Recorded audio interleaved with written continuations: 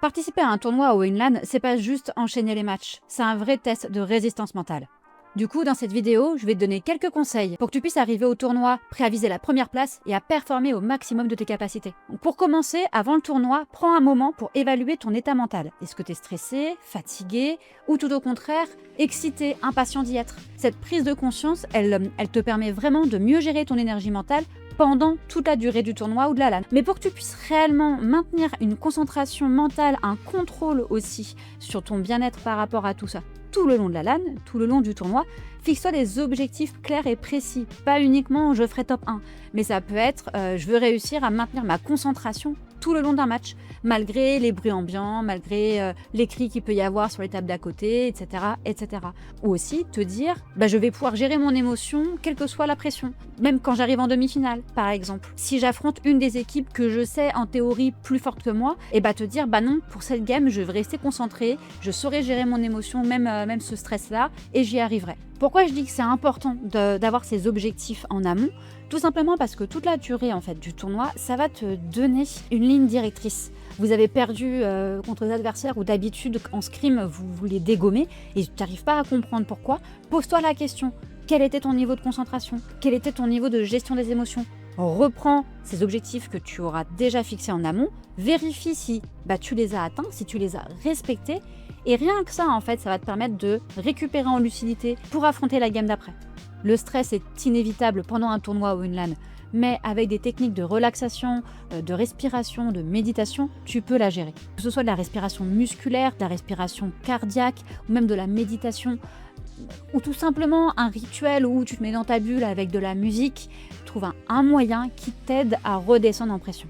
Un autre facteur qui est extrêmement important et précieux quand vous préparez pour un tournoi ou une LAN, c'est également la qualité de votre sommeil et la qualité des repas que vous allez avoir. C'est-à-dire, grind les 5 jours qui précèdent la LAN jusqu'à 4h du matin, c'est pas une bonne strat. Pourquoi? Parce que vous allez arriver à votre LAN déjà avec une batterie physiologique basse. Et on le dit assez souvent, le mental est influencé par vos conditions physiques. Si vous êtes épuisé physiquement, vous serez épuisé mentalement. Et donc, vous n'aurez pas la capacité à gérer l'émotion, à gérer le stress et la pression de façon optimum. Quand vous vous préparez à une LAN, assurez-vous que vous allez pouvoir dormir dans de bonnes conditions et dans un endroit calme. Et aussi, au niveau de l'alimentation, assurez-vous que vous n'allez pas simplement manger que tacos et BK tout le long du week-end ou du tournoi. Parce que ce que vous mangez, c'est l'énergie que vous donnez à votre corps. Donc il faut le faire de façon intelligente si vous voulez vraiment mettre toutes les chances de votre côté pour remporter la victoire.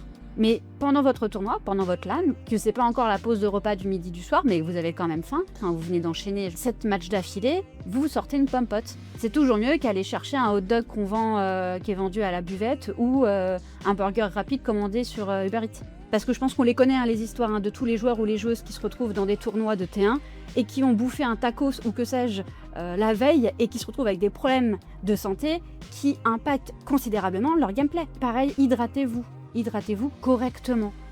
Les Red Bull, ok, mais la bouteille d'eau avant tout. Parce que l'hydratation, c'est aussi comme le gasoil ou l'essence de votre cerveau. S'il est hydraté correctement, il ne peut que mieux fonctionner. Et c'est ce qui fera la différence derrière si tu veux réussir à atteindre ton objectif. Et c'est pour ça, en dernier conseil, je vais te parler de ce qu'on appelle la visualisation des succès. Et je dis bien des succès et pas que du succès du top 1.